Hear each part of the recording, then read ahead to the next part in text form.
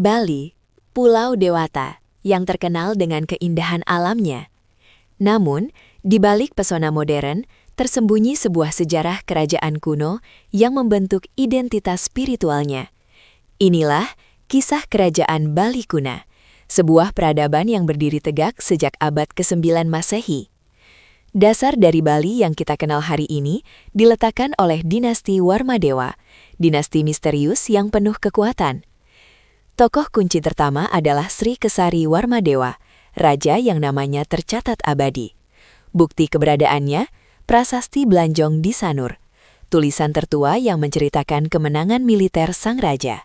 Di masa ini, harmoni antara Hindu Shiva dan Buddha Mahayana mulai tercipta di Pulau Dewata.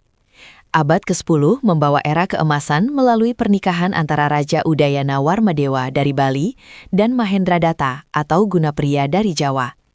Ikatan ini tidak hanya mempersatukan dua wilayah, tetapi juga melahirkan seorang tokoh legendaris, Airlangga, yang kelak menjadi raja di Jawa.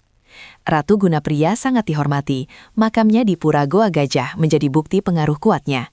Di bawah Udayana, pemerintahan stabil, desa-desa diatur oleh sistem hukum yang terperinci. Bali makmur.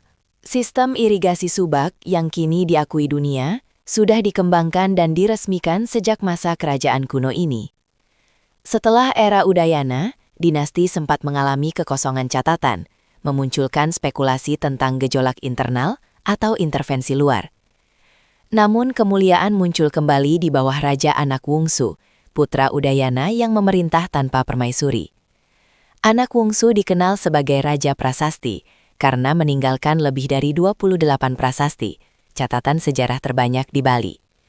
Pada masanya, toleransi agama mencapai puncaknya. Pendeta Hindu dan Buddha hidup berdampingan, menjaga ajaran Dharma. Warisan terbesarnya terlihat pada Candi Gunung Kawi di Tampak Siring, sebuah kompleks makam raja yang dipahat di tebing batu. Kompleks suci ini adalah bukti kemahiran arsitektur dan kekuatan spiritual kerajaan pada masa itu. Tradisi kuno yang disebut Bali Mula atau Bali Aga tetap dipertahankan di daerah pegunungan, berbeda dari Bali yang dipengaruhi Jawa. Pura Besakih, pura utama Bali, juga sudah mulai berkembang pesat sebagai pusat pemujaan Trimurti sejak era Bali Kuna. Unit sosial terkecil, Krama Desa, sudah memegang peranan penting dalam mengatur kehidupan adat dan keagamaan.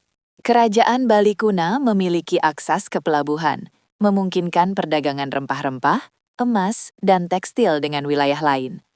Banyak lontar dan kakawin mulai ditulis, mendokumentasikan pengetahuan dan ritual Hindu Dharma. Pada abad ke-13, Bali sempat diserang oleh Raja Kertanegara dari Singhasari, menandai awal dari pengaruh Jawa yang semakin besar. Setelah serangan, pusat kekuasaan bergeser ke daerah Pejeng, menjadi kerajaan transisi sebelum Majapahit datang.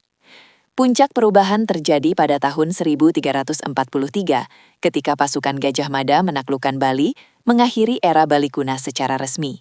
Namun, penaklukan ini tidak menghapus. Justru, budaya Hindu Bali Kuna berinteraksi dengan budaya Hindu Majapahit. Sejarah Bali Kuna mengajarkan kita bahwa identitas Bali hari ini adalah hasil dari ribuan tahun adaptasi dan pelestarian. Dari Warmadewa hingga Anak Wungsu, warisan mereka terus hidup dalam setiap upacara, setiap pura, dan setiap terasering sawah. Kerajaan Bali Kuna adalah fondasi spiritualitas, politik, dan budaya yang membuat Bali unik di mata dunia. Jika video ini bermanfaat, bantu dukung dengan like, share, dan subscribe supaya kami bisa terus menghadirkan konten menarik lainnya.